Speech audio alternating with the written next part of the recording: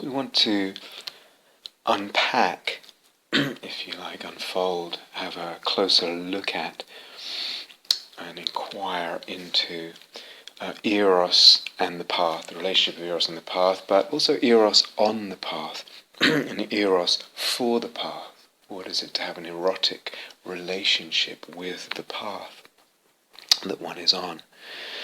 And so wanting to inquire further into that and explore all that, open it out for our investigation and questioning and practice, because of all that we've said so far about what Eros is and what it does, to talk about Eros and the path, Eros on the path, Eros for the path, means, of course, to talk about soulmaking and the path, soulmaking on the path, soulmaking with respect to the path. Because, of course, as we've said, Eros stimulates soul-making.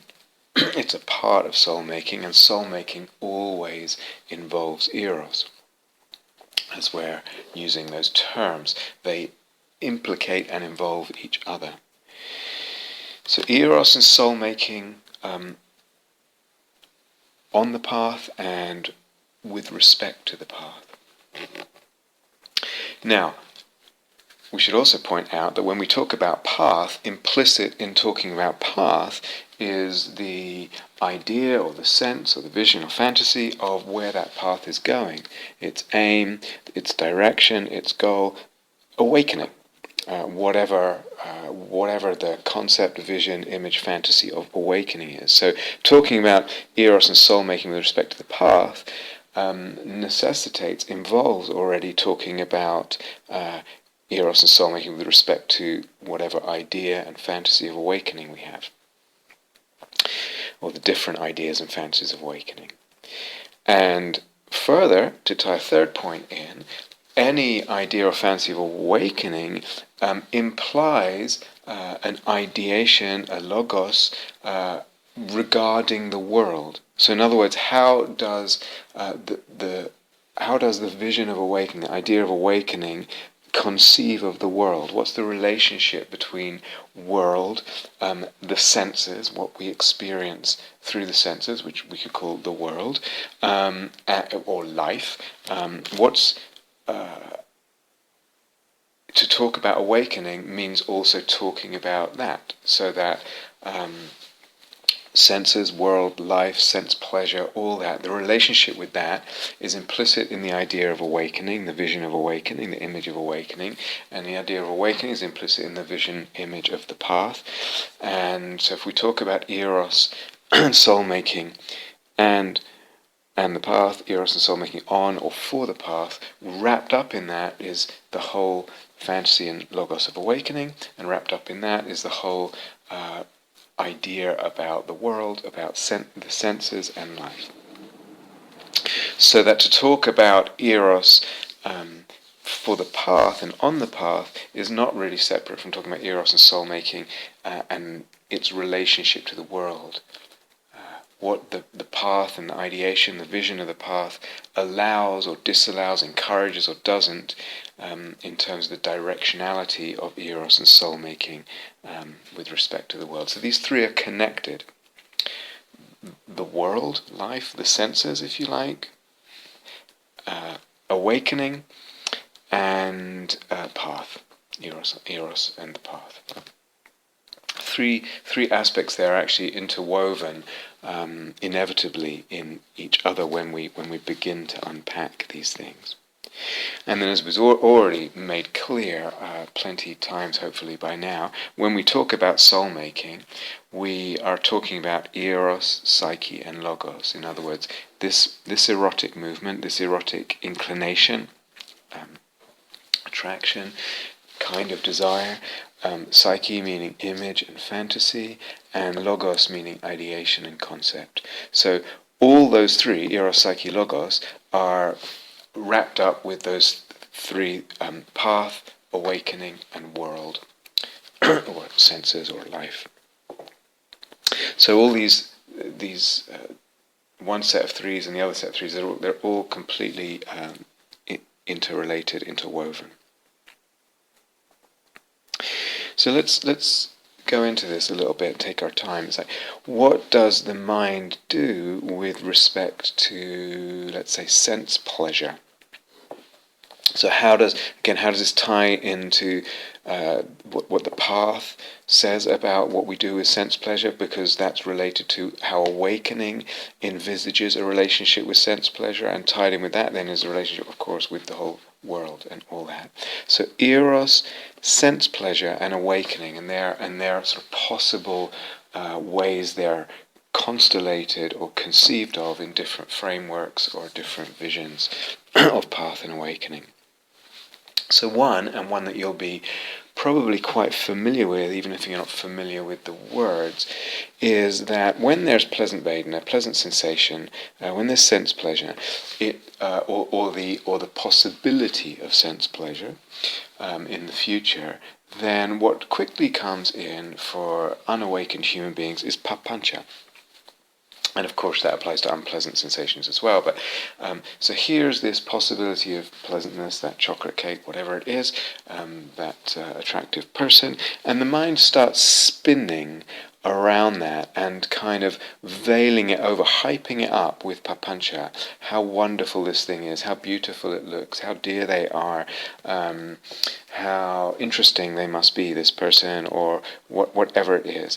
And there's a veil of papancha, of kind of ideation, thinking, and imagination, etc. All that's called papancha, complicating, etc. And this is unanimously regarded as a bad thing. Papancha creates more craving and clinging. It's part of that process, and creates self, and basically creates dukkha and entanglement in dukkha and all that. And the practice is therefore cutting the link from pleasant vedana, which is kind of unavoidable in life, or and what can flow out of that in terms of craving, but now particularly the papancha. So just cut the papancha off, and what you get wrapped up or implicit in that kind of view is often is that when you cut that off, then there's a kind of reductionism. So we are reducing all this hype, clearing away all this hype and all the entanglement papancha, all the veils of illusory thinking and aggrandizement of the object that I'm attracted to in this case, and the imagery that goes with it, the imagination that goes with it, and we're reducing to just sense pleasure. Just sense pleasure. So that when I'm in a situation which involves sense pleasure, there is just sense pleasure, and I'm not adding any more to it with imagination or concept, etc. There's a kind of reductionism in there, and this can go a couple of different ways, which are not really separate, and we've touched on this before, right? So it can kind of go into a kind of atomistic, a reductionism towards an atomistic process view, as if there is just this moment of bare sense pleasure, which can be revealed with bare attention, when just there's the registering of sense pleasure, but nothing more is added to that. In terms of imagination or thought or that kind of thing. And so really what reality is that we can be with is just this bare process of bare registration of sense pleasure. And yes, it's enjoyable, but we just register that and we don't add anything. And that's the kind of movement there, to strip away down to the bare elements of this kind of atomistic and automatic process, if you like, at its barest level. Or it can go into a kind of slightly softer sounding kind of vision of path and awakening, which is to be with what is. Be in the moment, be with the touch of life, open to the touch of life. And if the touch is pleasant, then that's what you're open to. And if it's enjoyable, that's what you're open to. And if it's unpleasant, that's what you're open to. Here, implicit too, there's a kind of realism of the what is assumed to be real, the touch of life. There's usually the assumption of reality wrapped up in that. When I strip away this papancha, then I'm passively receiving the real touch of life, etc. Now that touch of life or being with what is slightly more romantic. There's a bit more possibility for some kind of eros and soul-making than with the atomistic process view. But the two get mixed, and as I said before, sometimes the word process gets replaced with the word flow, for instance, and then you've got sort of river and water analogies or imagery associated with it, which can be a little more juicy. But still here, with this kind of view of cutting the papancha, that the eros and the soul-making is limited. The path says imagination and fantasy and thought about the sense object, about the sense pleasure is papancha. Cut the papancha. In cutting the papancha, psyche and logos are cut, and eros in relationship to the senses, in relationship to the world, is limited, cut as well. So that's one view, and yeah, like I said, whether you know the language, familiar with that exact language or not, you'll recognize that that kind of thrust of the teaching. A second view, and actually, if you take a closer look at the Pali Canon, while there certainly is that level of teaching about papancha, there's also papancha is filled out. In terms of what it actually means, what the Buddha really means by papancha. It says a lot more, it has a lot more depth to it than what I've just explained. And there's a sutta where I think Sariputta is explaining about papancha, and he says that what papancha really means, it's equivalent to sense perception. In other words, it's equivalent to sense experience. Papancha is really objectification, meaning making objects, making things, self and this lamp, this table, this piece of paper, this person, etc. So papancha means the making manifold, the construing in the perception, in the actual experience in the world, into objects, separate objects, things that seem to exist. So papancha is actually equivalent with fabricating the perception of objects, the perception of things. So papancha has this whole other level of meaning to it, beyond this idea of being cut and removed with bare attention.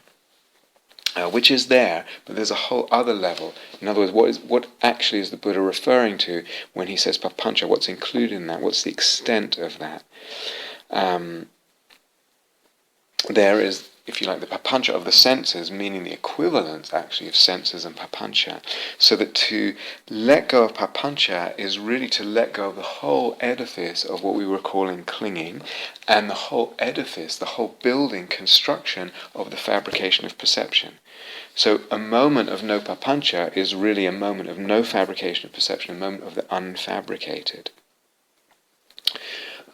Where there is no papancha, there is no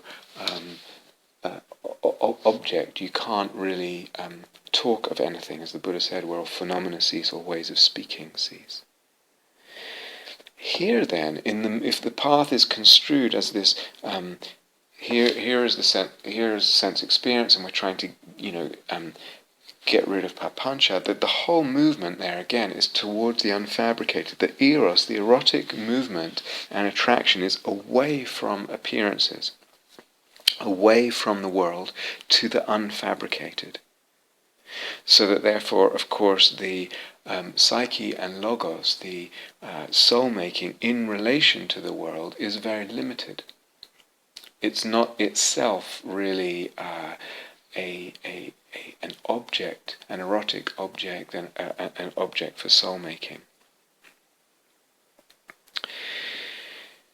Compare that with a third view of sense pleasure, which would perhaps make a distinction between papancha and the craving that goes with that, and soul-making and the eros that goes with that. So papancha, craving on one side, and psyche, soul-making, eros on the other side. So where there's eros, there will be soul-making. What's the difference? So we've touched on this before. What's the difference in papancha and psyche, papancha and soul-making? We've, eros and craving, we've talked about the lessening of contraction, the different experience in the energy body, the fact of the eros-psyche-logos dynamic opening things up and liberating, if you like, the object away from realism and expansion, all that. So that, for example, if we talk about sense pleasure, eros in touching a lover, in the touch of two lovers, or eros with respect to the touch between two lovers, what's going on for those two lovers when there's the erotic connection there? Is it really just sense pleasure?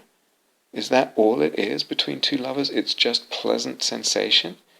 And would we teach those lovers, bring mindfulness to the sensation in your lovemaking and notice the bare sensation of pleasure?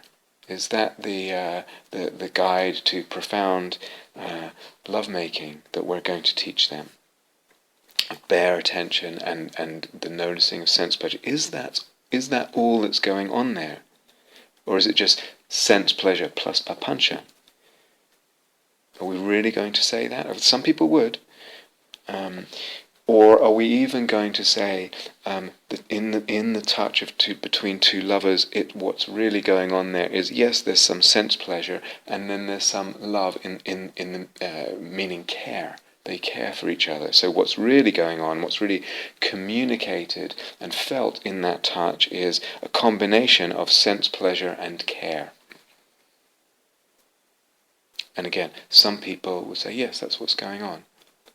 Slightly more generous view. Is it though?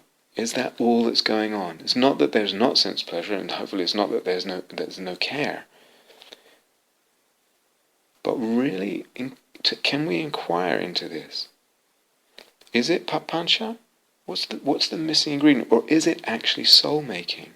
That there is, in the eros, fantasies, images, dimensionalities, beauties, in the erotic other, in the touch itself, in the sense of the eros, in the autoeroticism, all of that. You could call it papancha, but you would probably be missing something. And to call it just sense, pleasure and care, again, would be missing something.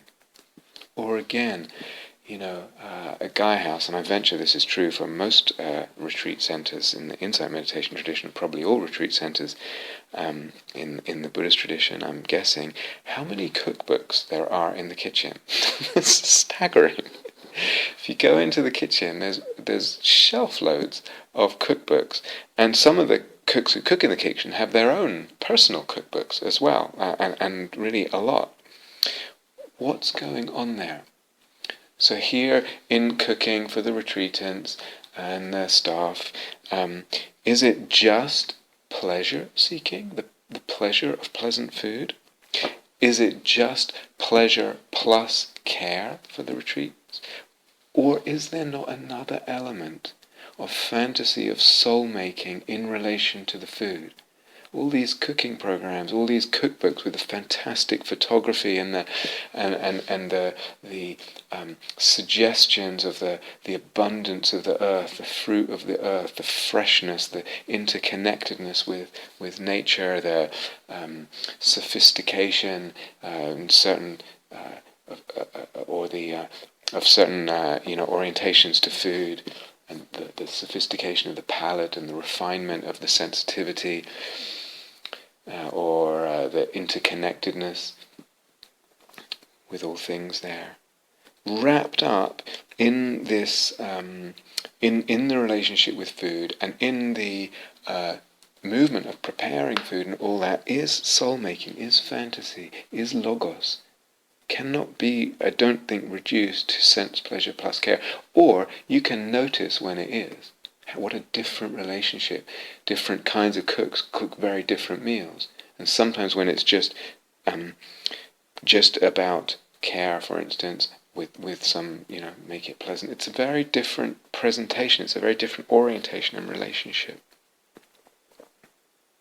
Or again, in Vajrayana teachings, when the teachings see all appearances as divine, see all appearances as divine.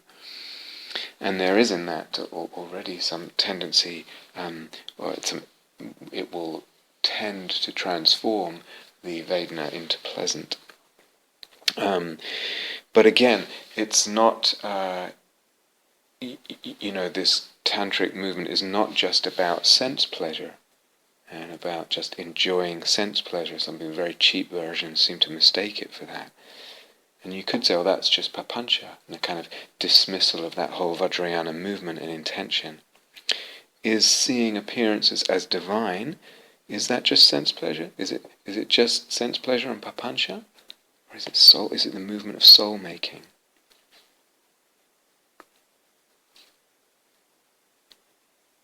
So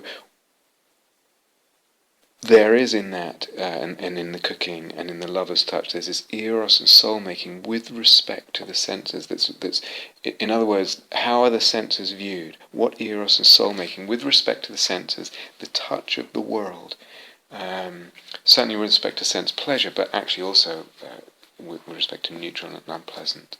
We're looking at that. What's the eros and soul-making that's allowed by the conception, by the vision, with respect to the world and the world of the senses, and in this case particular sense pleasure. And actually, if we expand that a little and touch on some Vajrayana teachings, which are very much related to what we're talking about here with soul making and imaginal and eros, then you get, as I said, these icons, statues, or tankas, or paintings, or whatever, of sexual union between the female and the male Buddhas or bodhisattvas there. There's eros between the female and the male. Now the female is often, or rather the prajna, the wisdom, the insight is often depicted as female in those iconographies. And the male is often representing what's called upaya, which is usually translated as skillful means. So in a way, this erotic union, that there's an icon of an erotic union between the female and the male, they're really, in a way, representing aspects of Buddhahood as a union of wisdom and means. The union of the female wisdom and the masculine means, just depicted that way traditionally. Okay, so that's interesting. It has a whole other level because, in terms of what we're talking about, because this word upaya in the Vajrayana tradition can also refer to the mandala, and the mandala is, if you like, not just this arrangement of sand painting or whatever it is, but the mandala at its deeper level represents the world of divine appearances.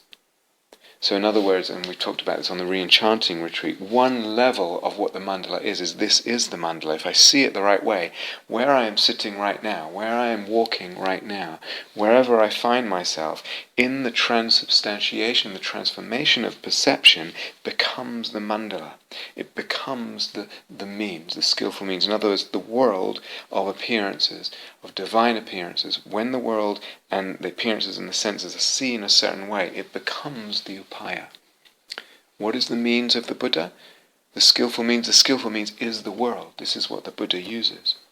So that means that this sexual union that's depicted in the iconography there between the female prajna, the female wisdom, which at its level of Buddhahood has the word jnana, which is related to our word gnosis, and the sexual union between the gnosis of the Buddha and the upaya, the divine appearances, the world and sense experience. There's a sexual union, there's an erotic connection. How different this is between this version is from the first version, let's say, cutting the papancha, where there is almost no eros allowed, or moving away from it towards the unfabricated. There's no eros, or very little eros allowed with respect to the senses and with respect to the world. We'll revisit this several times as we go on. But here there's eros depicted, symbolized between, if you like, the experiencer, the wise experiencer, and the experience, in other words, the senses, the world, the divine appearances, between the knower and the known, between the divine subject, that Buddha nature, that ultimate gnosis, that ultimate mind, if you like, ultimate kind of consciousness, between the divine subject, and the divine object of sense experience, of world.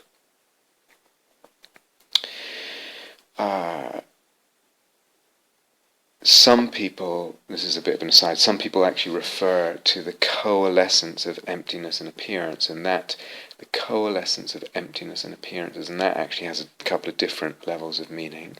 One meaning, which I've referred to in the past, is just that appearances are empty. You can't get an emptiness that's separate from appearances. That's what it's referring to, and appearances are empty through and through. There's another level in the teachings, or rather in some traditions of the teaching, which actually redefine, if you like, or expand on the very word emptiness. So the word emptiness means different things in different Buddhist traditions, and you should be aware of this. And so it can mean really quite a range it refers to really quite, or there's quite a range of what it's taken to mean, the word emptiness.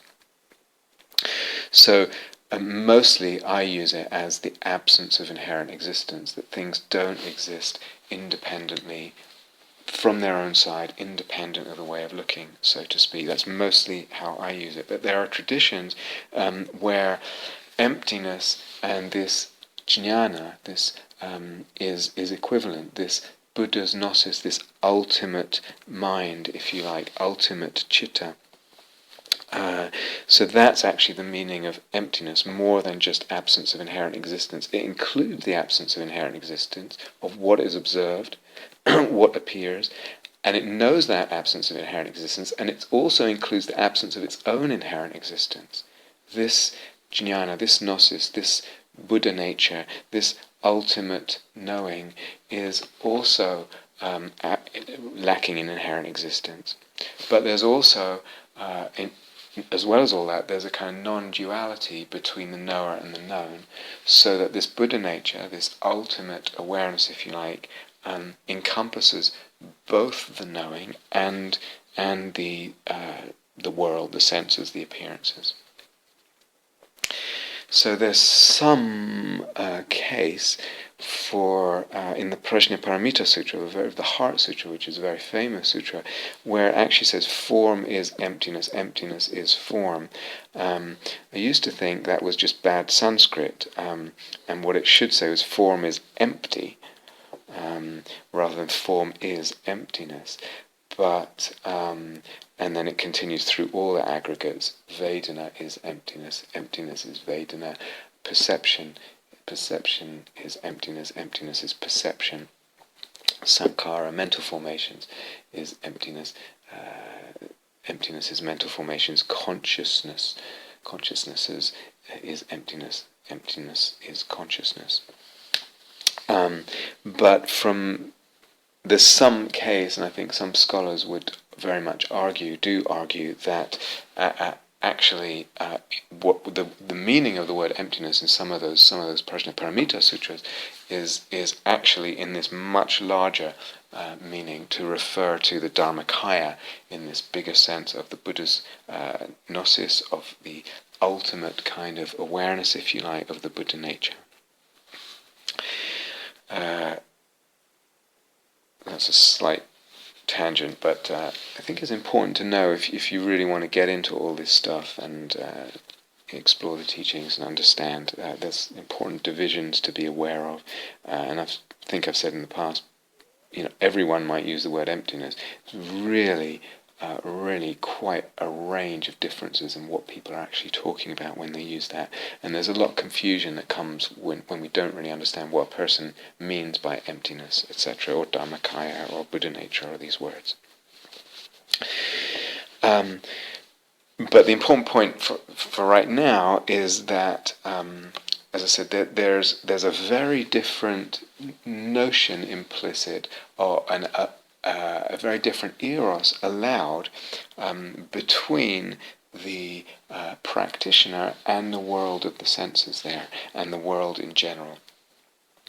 Because this also gets mirrored in Kabbalah. We'll come Kabbalistic teachings, and we'll come back to that later. We'll come back to all this later. But this union that's depicted in the iconography there between, if you like, aspects of Buddhahood, aspects of the Buddha, aspects of Buddha nature, aspects of the ultimate, aspects of the Buddha's gnosis, whatever. This union between those aspects is actually to be practiced, to be mirrored, if you like, or mimicked by humans in their practice. In other words, that iconography is encouraging and allowing, but also encouraging a certain way of looking, a certain way of relating, a certain way of conceiving of senses and sense pleasure, and the whole movement of what awakening is, and the path and the soul-making in relation to the world of the senses. So, as I said, it's all wrapped up together there. But this union that's depicted between aspects of, let's call it Buddha nature, is something that is to be mirrored, or better, mimicked, echoed. Mimicked is a good word. In human beings' practice, in a practitioner's practice. So you can see just there, with those 3 or 4 different kind of castings of the path in relationship to sense pleasure. And in the first one, that the bare senses, or what's received in the senses, the sense pleasure, is regarded, whether it's pleasant or unpleasant, or is regarded as a basic kind of reality. Missing a whole level of the emptiness of that very sense perception itself, of the sense pleasure, of the sense unpleasantness, whatever. And it also, as I mentioned, as I stressed, it limits the soul-making in eros in relation to the senses, and in relation, therefore, to the world and to life, because world and life is what we get through the senses. In the second, this movement kind of beyond, this transcendent thrust that we're referring to, that refers to papancha, and the senses are kind of co-terminus in what they refer to, and the movement is beyond the world of the senses, to drop the senses, if you like, to puncture that and open up to the unfabricated. Then there, the unfabricated is regarded as real. And the word fabricated implies a fabrication, something not real. The unfabricated is reality. Everything else, the world of the senses, is essentially papancha. And rather than this some kind of basic reality revealable there. The world of the senses is not reality. Unfabricated is reality in that view. And there's a strong case for that view of a reading of the Pali Canon that way, very much. But there, the soul-making is only in relation to that unfabricated. That's the thrust. That's what I want to open to. That's what I want to penetrate and reach. And then the fantasy, the path, is around that. In the third, the versions, either the soul-making vision of what we're talking about with the imaginal, etc., and eros, or the vajrayana versions of that, where they in fact overlap, I would say, there's not the reality so much assumed of an independent existence, either of the unfabricated, and certainly not of the senses. Or I should say most Vajrayana teachings, I would say, that emptiness is implicit there, and or in the soul-making, we say knowing image as image. But the general point here is there's always a way of looking, there's always a conceptual framework, and there's always a fantasy involved regarding sense pleasure, Vedana, and world. There's always a way of looking, in places said before. There's always some logos and some psyche, some image and fantasy in relationship with the senses, with Vedana, with sense pleasure or unpleasant or whatever it is, with world. And that's determined by context, by teaching, by intention, by the conceptual framework of whatever tradition of Dharma we're being exposed to or we're in. And it has implications for eros and soul-making in all kinds of ways. Yeah, certainly in relation to the senses and the world and what's allowed there. Yeah. Actually, more than that, I'll come back to that, but let's just start there. So we're looking at where does the eros get to go? Where does it get to be directed or to flow? Where is it allowed?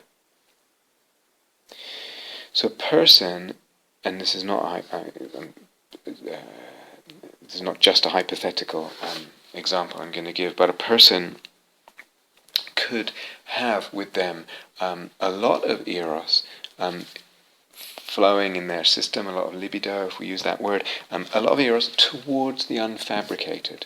They really want to know that.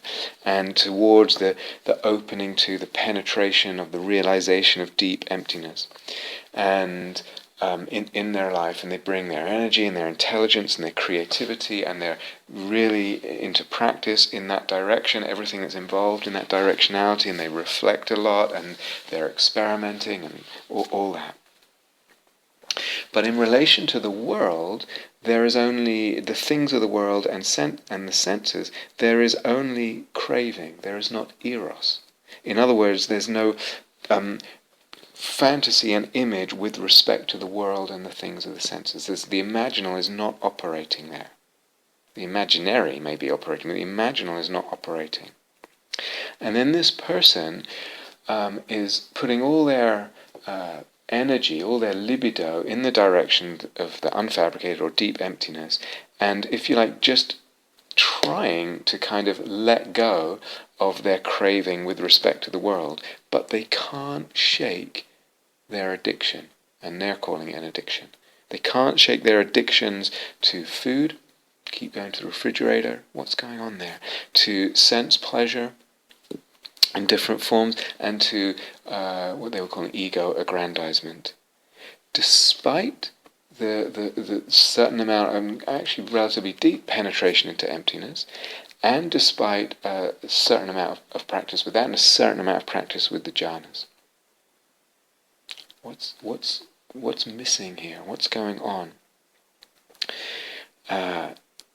In terms of the jhanas, I should say, this is again a slight side point, but it's important to make. The second jhana is characterized by a really, I was going to say overwhelming, but it's not, maybe overwhelming at first, then you get used to it. It's a very deep upwelling of happiness and joy.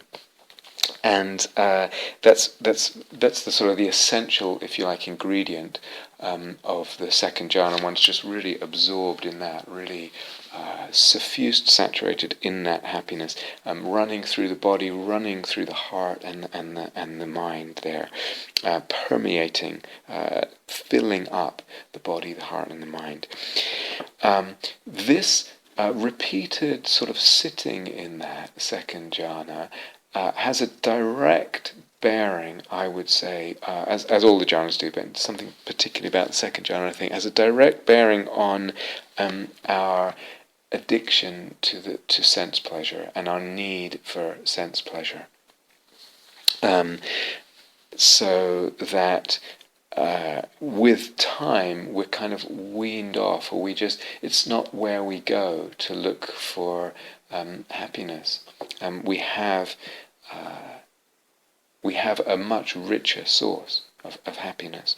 But this will only actually, we can only wean ourselves off it, we can only actually make that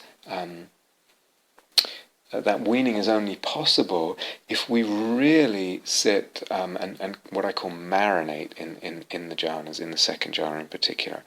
A little bit here and there, dipping out or just racing through because I want to do all 8 jhanas and then get onto my insight meditation.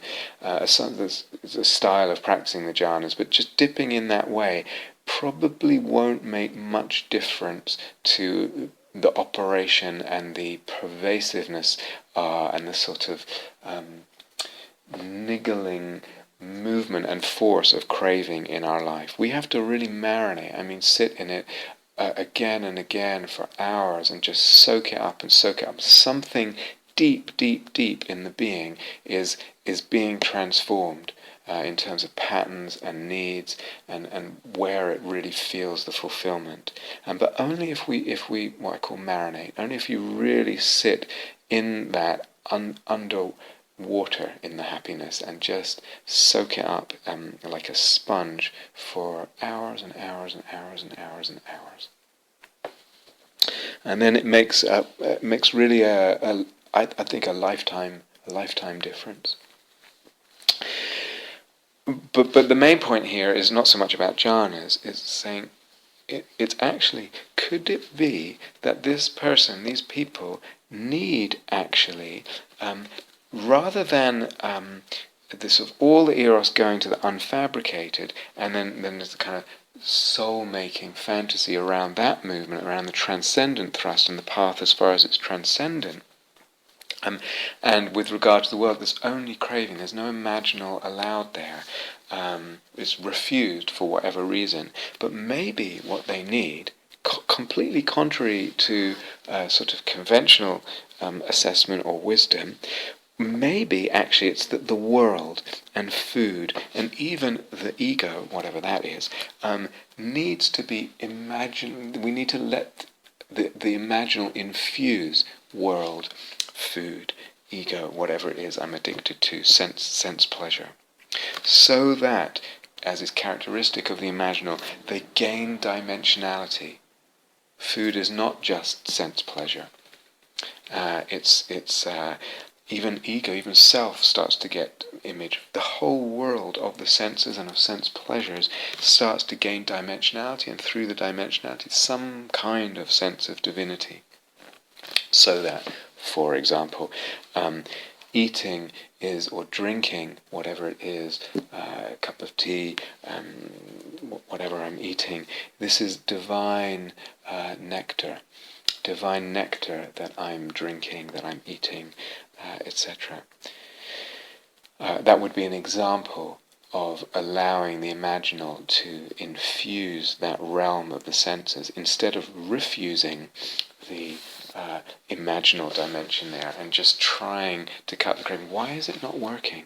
I'm doing my emptiness practice, I'm really creative with that, I'm doing a little bit of jhana practice or whatever. Why is it not working after all these years? Might it actually be that there's a possible doorway opening into a freedom here that actually is quite the opposite of what we assume? And if divine nectar and all that sounds a bit silly to you, or if it sounds contrived, which it can be contrived, I would say practice with this.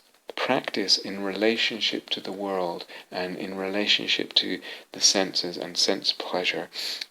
Images await you. Images that work for you await you. You don't have to choose the standard sort of vajrayana ones, like divine nectar as a standard vajrayana sort of practice or instruction, seeing food and drink that way. But we're practicing the imaginal in a more sort of open and creative, less prescriptive way.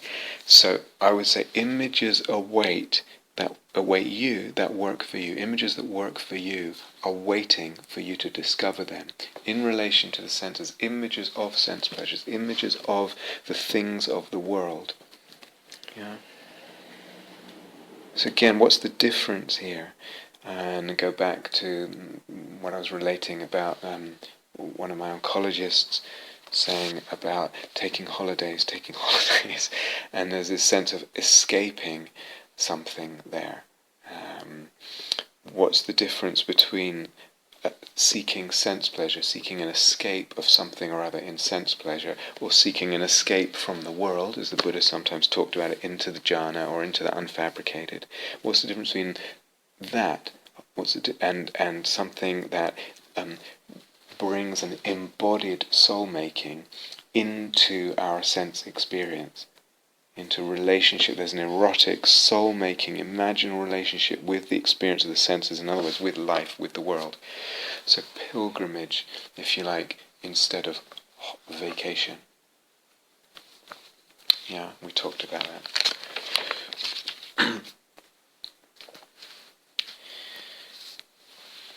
So Nietzsche said, or wrote actually, the degree and kind, I'll leave this in his gender-biased language, but for now, the degree and kind of a man's sexuality reaches up into the topmost summit of his spirit. The degree and kind of a man's sexuality reaches up into the topmost summit of his spirit. Where he wrote that, it was really in a book that contains a lot of just single sentence aphorisms, and so the immediate context around that is not exactly, it doesn't even look that related, it's not that apparent immediately. But what if we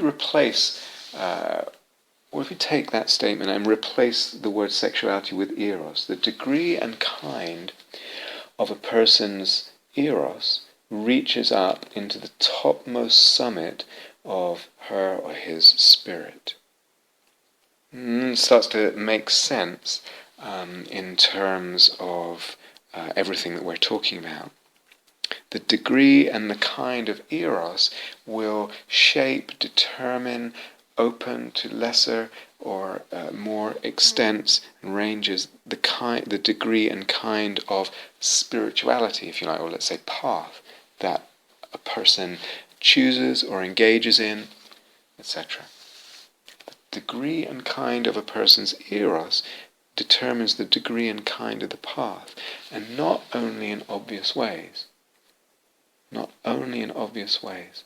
So this is what I want to draw attention to.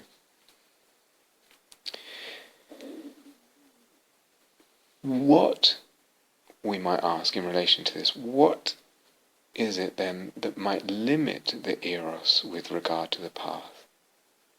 So if in other words, if the eros is determining the path, but then if the eros is limited, it will limit the kind of path. Understand?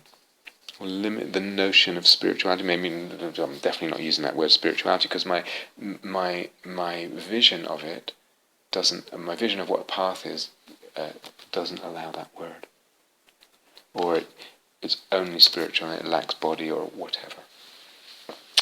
But what limits eros with regard to the path? And this is interesting, and it can be so varied, but this is really what we want to investigate, this kind of what can go on there. So all kinds of things and in all kinds of directions. Richard Tarnas has a wonderful book, really beautiful book, called The Passion of the Western Mind. It's a history of the ideas that have really influenced Western culture, Western society.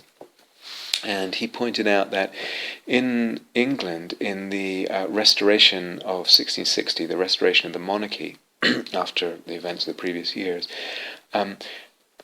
after the restoration, just after the restoration, prominent clergy and philosophers and doctors stressed the importance of a sober natural philosophy. In other words, a sober philosophy of nature.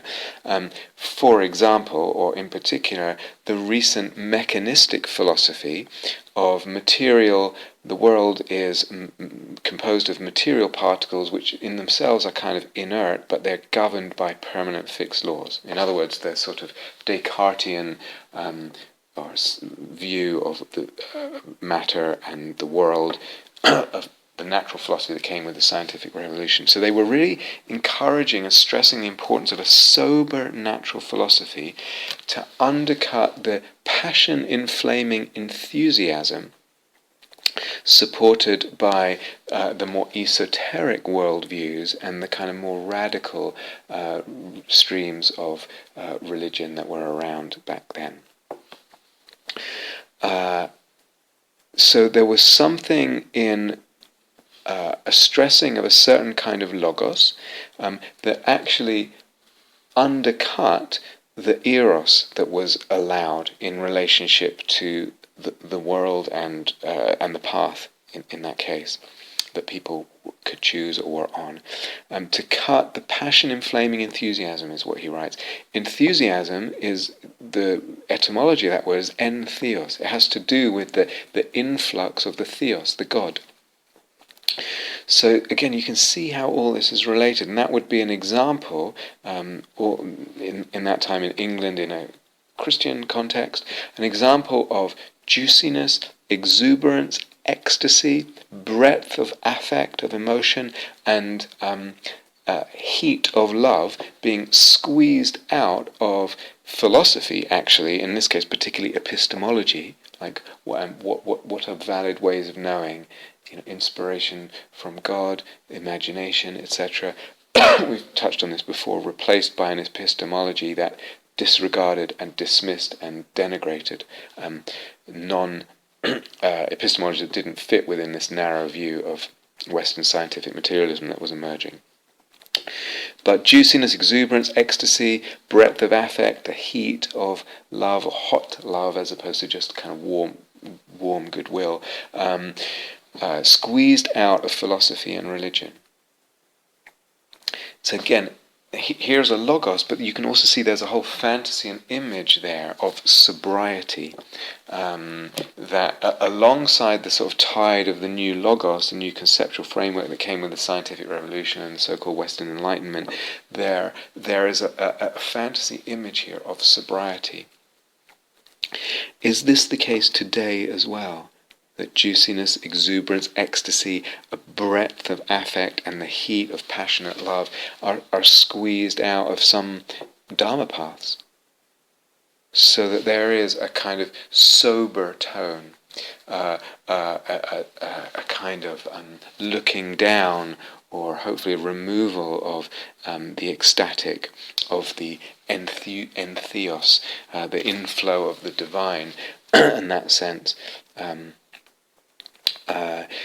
Or in views where that kind of mechanistic natural philosophy that was talking about at that time in England and in the West, is that related, or can you see that that's related also to some process views?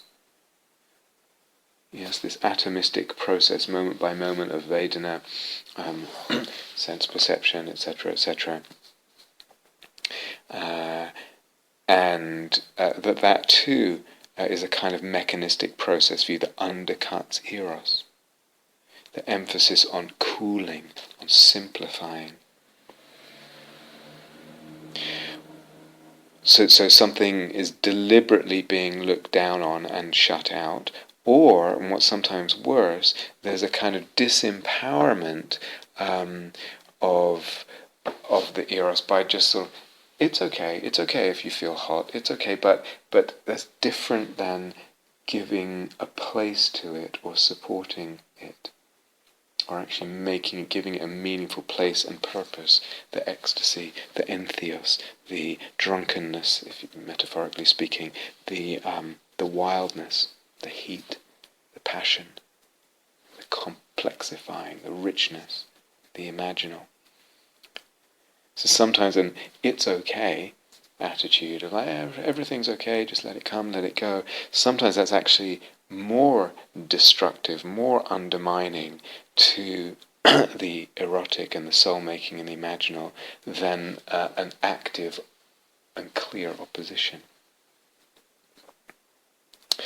But it's interesting too, and if we go back to the situation in England at that time in 1660, you can see how political motivations actually played a part in limiting logos and thus limiting eros, limiting logos and eros, and the fantasies that were kind of supported. In other words, there was what was perceived as possible chaos after the removal of the monarchy, and then the monarchy had been restored, and so let's preserve order. let's reinstate order, and let's make sure that no one gets too hot or passionate. We need to keep the lid on the passion, keep the lid on the range of the logos, on the range of the images of what religion looks like, and the logos in the view of the world. And these limitations on eros-psyche-logos were political in part. So that's interesting. And again, it's like, was that just a one-off in history? Does it still go on today? So the logos, if you like, shapes or allows a certain amount of eros, shapes and allows a certain amount of eros, determines the eros. And the eros and the soul-making shape and allow and determine the logos, as we've touched on before. But let's go into this a little more from the psychological point of view. Again, a little bit of history. There's I don't know what you used to call it, a sort of stream of philosophy, modern Western philosophy, called pragmatism. And some people regard William James, the psychologist and philosopher, who was active at the turn of the century, really, sort of thing, of the 1800s to the 1900s, regard him as the sort of one of the first exponents of this view. And in a way, what he was saying, in a lot of ways, was a little bit similar to what we're saying about ways of looking in conceptual frameworks, that we can, rather than thinking about reality and that sort of idea, and stressing that, we're actually emphasizing kind of what works and what effect does a certain way of looking or a certain conceptual framework have. It's pragmatic. In other words, it's something to practice. If you put it into practice, praxis, and it works for you, then it's something worth pursuing. More recently, in the 20th century, the philosopher who, I think he died not too long ago, Richard Rorty, I mentioned him I think already before, is also, I think labels himself or is labelled as a pragmatist philosopher. But there's a difference between Richard Rorty's version of it, which is actually relatively popular now, and William James' version. And so some people, for instance, Jorge Ferrer and Jacob Sherman and other writers, stress the difference here between the different kinds of pragmatism, and I would go along with this for myself and say that Richard Rorty is what could be called a deflationary pragmatist.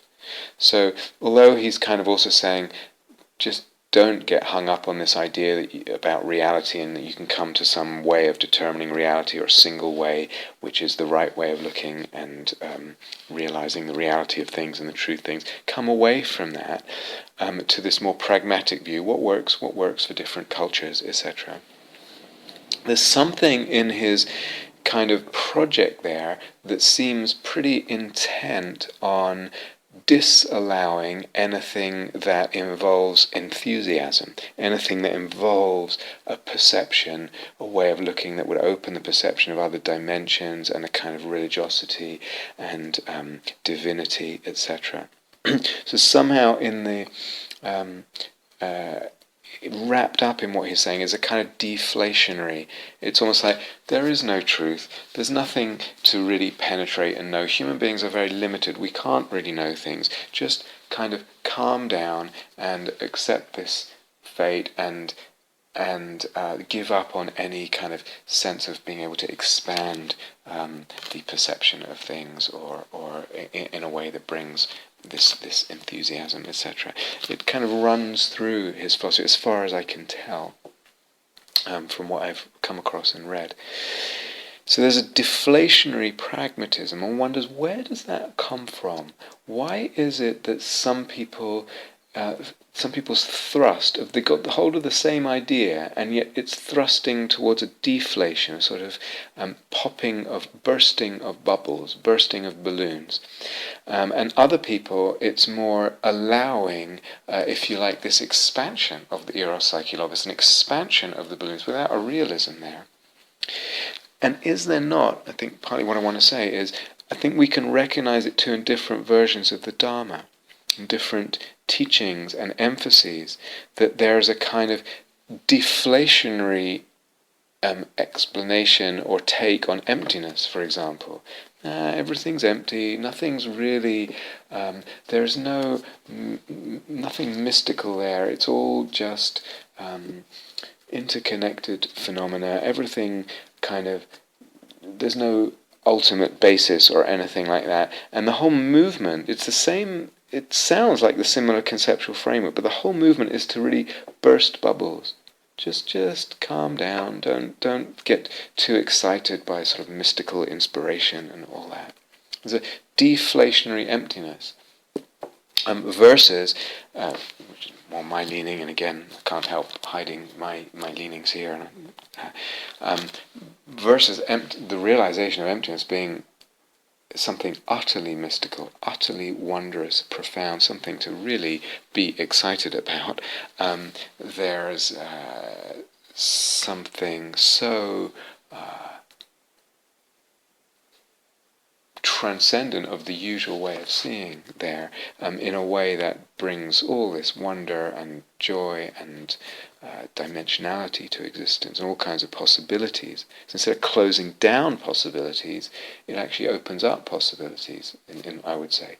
So emptiness allows a flatland, one-dimensional view, certainly as have that view a lot of the time, maybe, or rather it's one I can pick up and put down. It allows that, but it also allows much more mystical conceptions and views. Whereas a deflationary take on emptiness tends to just kind of by default encourage this more one-dimensional view. And sometimes that extends to the whole Dharma, so that a kind of take on the Dharma or approach to it is essentially, or for the most part, deflationary. It's all just simplify, calm down, just be even. Don't get too excited, don't get too depressed. And there's a kind of it's just this. This is what you have to deal with. Just this. And in the flat landing, reducing the dimensions is also a kind of deflation, but it's also, in terms of deflating the eros, deflating the soul-making dynamic, that the way that expands, the way that grows. And then, as well, one gets kind of deflationary psychotherapeutic theories or approaches as well. Just calm down, just ground more, just rein it in, just sober up a little bit. You might not use that language, and I wonder sometimes even if there's a kind of deflationary kind of approach to art, the arts or different arts. We mentioned some talks ago this Scottish psychoanalyst Douglas Fairbairn, who was active in the 20th century, a lot in the 50s especially, and his whole idea of the libido, which is similar to what we're calling eros, but lacking the dimensionality, is movement towards making connection. And so there's this libidinal ego. In his view, a kind of human being has kind of split. There's a libidinal ego and a libidinal thrust towards connecting with objects, others basically, and an anti-libidinal ego, which gets constellated out of fear of that the object will reject us or be unavailable. So this anti-libidinal ego is a kind of alternate, alter ego, if you like, that tries to protect us, if you like, and so dampens. Don't get too excited. Don't make yourself too available. Don't go towards that too much, because you might get disappointed. They might reject you. They might not be available, and so there's a kind of ongoing tussle throughout life until one gets more conscious of it, and even then. One's just more conscious of it, and maybe it's less out of control, between the libido and the sort of anti-libidinal thrust, the libidinal ego and the anti-libidinal ego. So one wonders how much, if we take that idea and expand his meaning of libido to what we're calling eros, how much the limiting of the eros in this anti-libidinal movement is coming in essence out of fear of disappointment. Don't puff things up. Don't get your hopes up. Don't make too much of things, whether that's the path or the sense of, the world or reality or that I'm fabricated, whatever it is. That there's a kind of restraining of what we're calling eros. It's limited because of this anti-libidinal ego, essentially out of a kind of wanting to protect oneself from disappointment, or just the discomfort of that much eros, that much libido flowing through the being, or some other reason, how much that kind of anti-libidinal movement of the psyche, of the psychology, actually ends up limiting the eros and then limiting the soul-making, limiting the eros-psyche-logos dynamic, because we're pulling back the eros. We're not allowing the eros because of whatever reasons, some kind of fear or protection or discomfort or whatever. And then again, the whole path becomes, we choose something that's more of the deflationary philosophy, the deflationary version of the Dharma or emptiness, or deflationary psychology, or whatever it is. And how much of that is actually coming from this what Fairbairn would call it, anti-libidinal movement.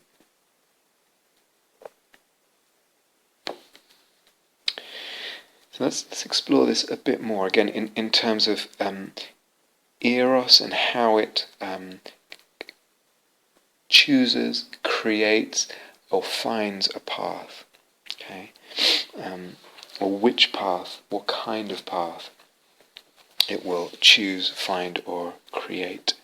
So we've said that eros needs a perception of otherness, right? Remember that? Eros needs this other, this erotic object that is other than it's not just this collapse into union, into oneness. So eros needs a perception of otherness, and something in that other needs to have something more or beyond in it. There needs to be a fascination with the other. That's necessary to eros, a fascination with the other. And part of the fascination is that there's more there in this other, in this otherness, that I don't quite know yet. I'm not quite in contact with. I can maybe intuit it, or I've been told about it, or I kind of half perceive it, or something.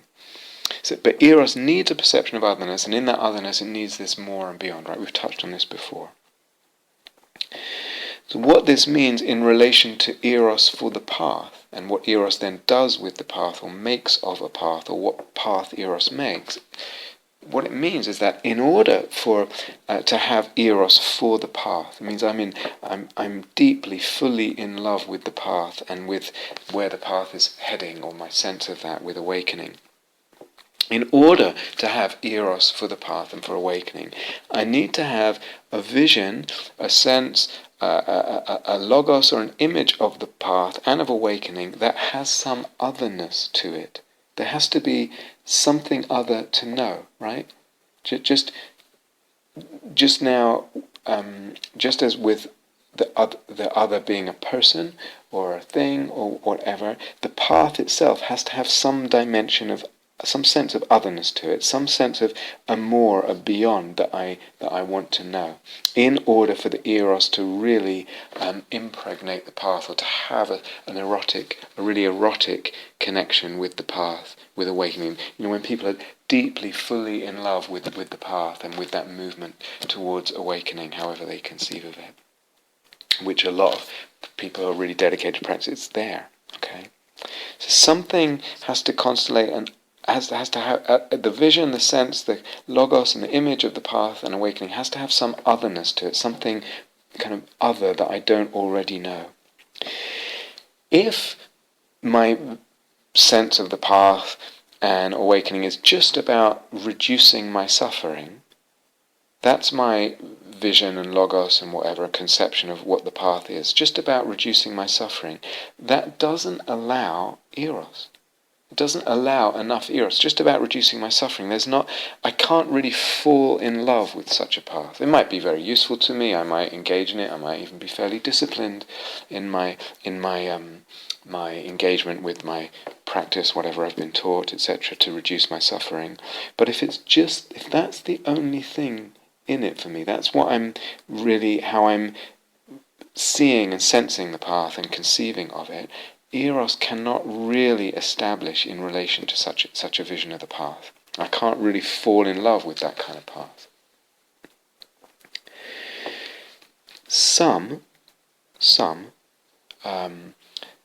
secular visions or conceptions of awakening, and some visions of where one is headed in a sort of in secular versions of mindfulness, some secular versions of the way mindfulness is taught, are characterized. Their conceptual frameworks and visions of awakening are characterized by an absence of there being much else to discover or perceive than is already obviously true, apparently obviously true, or apparent, than we already know. They're actually characterized by the absence of much beyond to discover or to perceive. The vision of awakening isn't really that there's much more beyond what we already sense and perceive to know. Okay, it may be I know or discover not to believe thoughts of how I am, or how she is, or he is, or how terrible this situation is, or how wonderful this situation is. And again, there's this sort of even keel, go for the equanimity. Don't get too, seduced by something seeming wonderful. Don't get too taken in by something seeming terrible. So there's an acknowledgement of that. But basically, this that I currently perceive is, for the most part, taken as reality, for the most part. And the vision, the concept of practice or path or awakening is really just a disentangling of my relationship with that reality. There's not much more to perceive. I'm just changing my relationship by more letting go, by just not being so entangled with that reality. But the reality is pretty much the reality, except for the kind of crazy papancha things I get into about believing this person's like that, or this situation is absolutely awful, or whatever it is.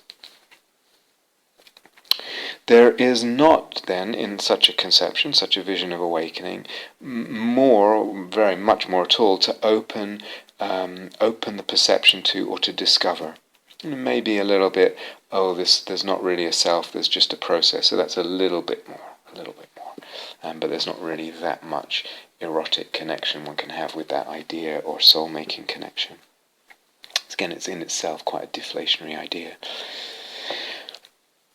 Compare that conception or vision of awakening with a path that says something like awakening means to discover your true nature, or awakening involves the realization of the thorough and deep emptiness of all things, or awakening involves an opening to the unfabricated, or awakening involves a union with the divine, or a becoming divine, or any such these kind of conceptions and visions of awakening.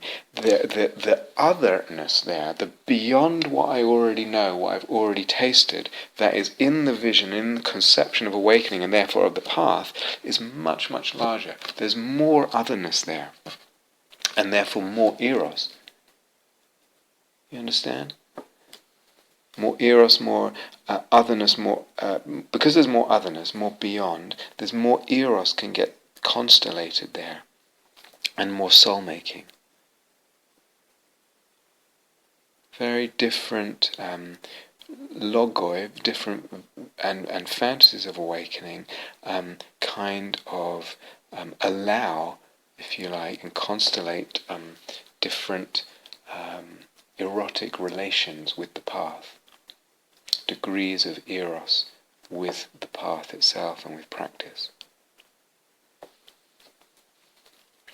But then even within the limits of what we might call secular religions, why I'm using that phrase is the religion in the sense of just an insistence, a kind of dogmatic insistence that there is just this one dimension.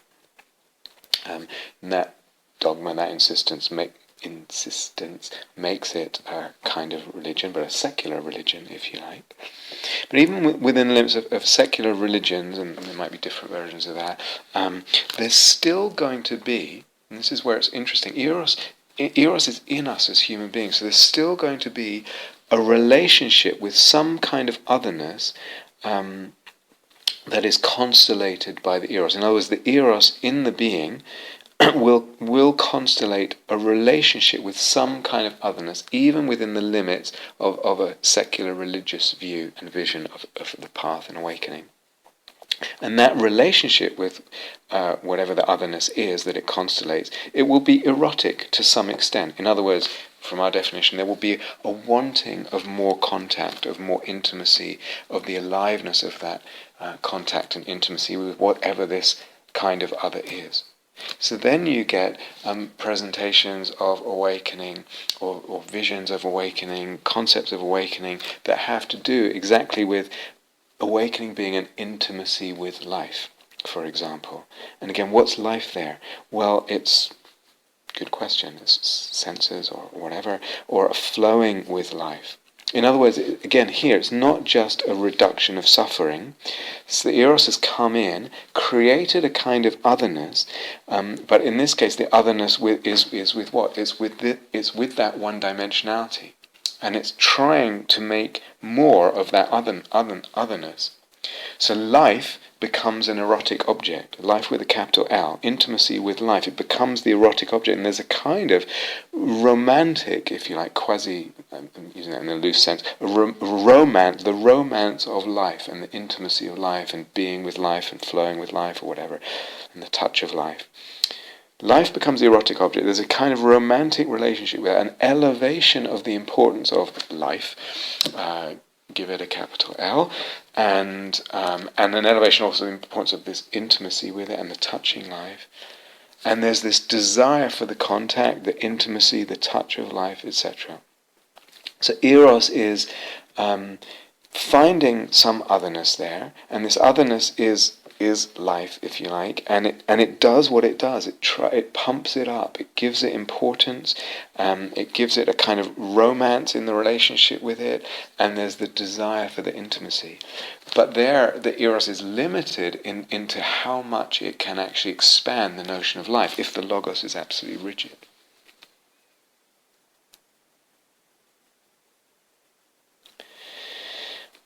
So even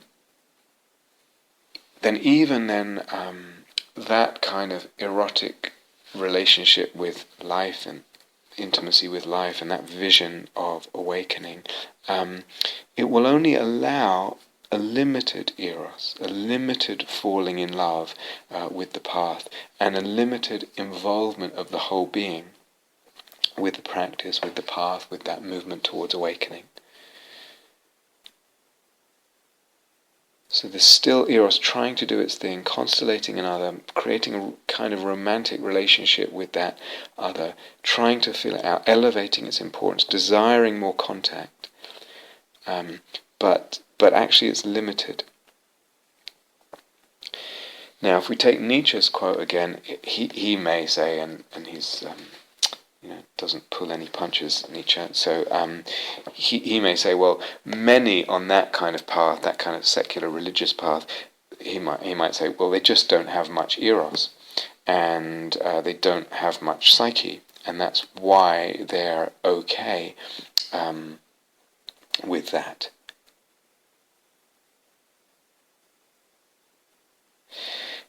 We might more fairly say, I think, or more, what's the word, generously say, if a person has limited eros-psyche, limited libido, and remember, that might just be, people are different. So if a person has limited libido, limited eros, and sort of psyche, if you like, that conceptual framework, and that limited otherness, which cannot expand, which cannot be multidimensional because it's absolutely, that's refused, that might be enough for their souls. Yeah, there's a limited amount of eros-psyche-logos sort of fertilization and expansion anyway, and so a limited vision and idea and logos of path and awakening comes out of that limited eros-psyche-logos dynamic that's because that's what's operating there, and there's a limited vision. But it might be that this limited vision, this limited conceptual frame, the limited image, fantasy, and logos of the path and of awakening is enough for some people.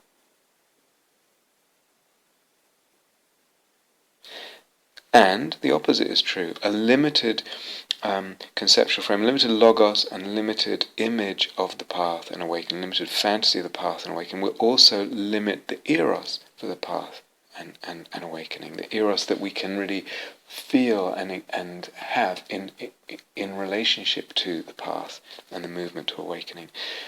The question is, where are those limits coming from? Where are those limits coming from?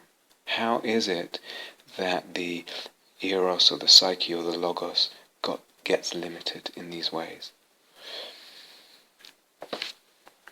Some people, there's a limit, and the question is, where is that limit coming from? But if there's a limit on the libido, on the eros, on the psyche, then it might be enough. A limited conception of what the path is and what the awakening is, and that there's not much beyond what we already sense and know.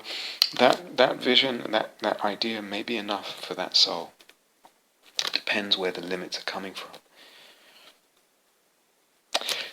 Someone with much more libido, much more eros, will need, if they start to have an erotic connection with the path and with the whole movement towards awakening, and that their vision, they will need a bigger vision, a bigger idea of what the path is and involves, and what awakening is and demands and involves and opens to.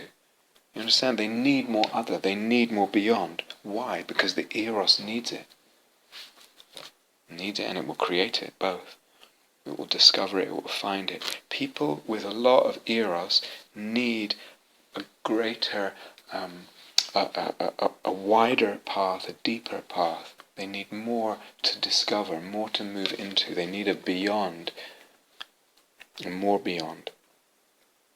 So this more will, that they want, this more will and that they discover because of the eros and because of the expansion of the vision that they create and discover, will include at some point some kind of sense of dimensionality and divinity. In other words, divinity gets somehow included on the path.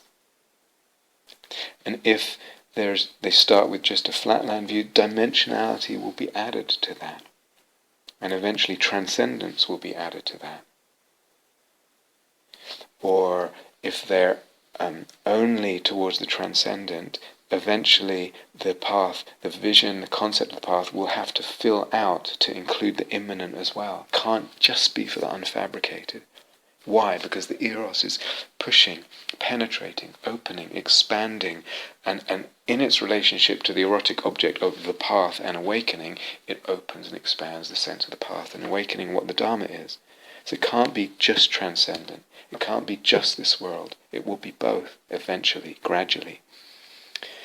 And if there is no sense of the divine, a sense of the divine will come. And if the sense of the divine is only in the direction of kind of conception and sense of an impersonal divinity, then it will add the personal. And if it's only personal, it will add the impersonal.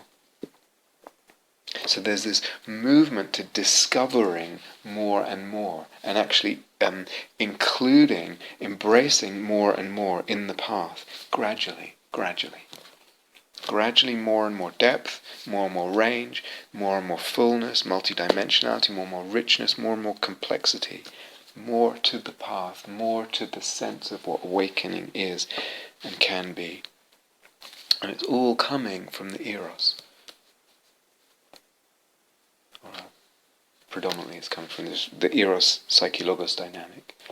But the eros can be one of the things people with a lot of eros will, if they're not blocked, it will tend to keep opening in these different directions, gradually over time, and not smoothly necessarily at all.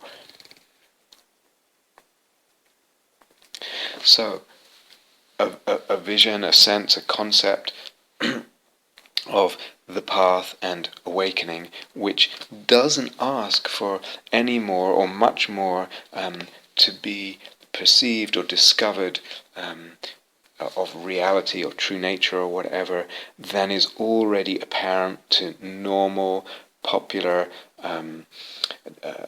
consensually agreed perception, if it even is consensual, but that doesn't ask for anything more than what is already apparent to normal, popular, sort of dominant worldview perception.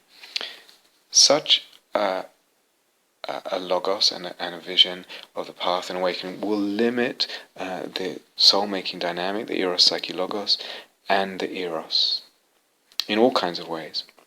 One is in relation to what we conceive of and our image of the path and of awakening. If a person's eros is strong enough, though, it will expand that image, that fantasy, that concept of what the path is and of what awakening is. Or it will actually shatter it, shatter whatever the current image, fantasy and logos is, and create or discover or find a larger view, a larger concept, a larger conceptual framework, a broader, richer, deeper, more far-reaching image and fantasy of path and awakening.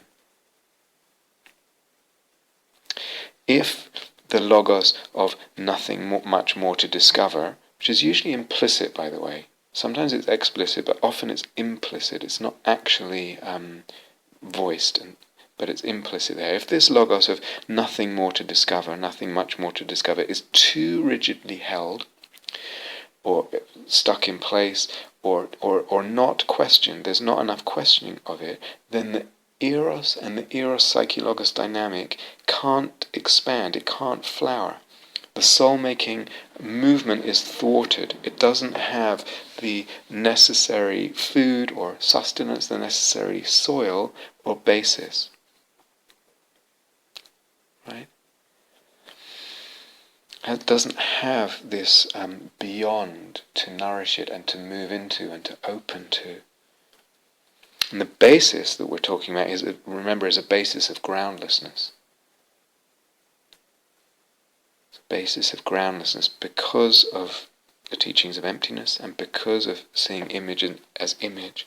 And it's that groundlessness that allows the expansion, the deepening, the enrichment, the creation and discovery of more of the object, in this case the path, but whatever else we're talking about as well, the world, the beloved other, whatever. We've talked about that before.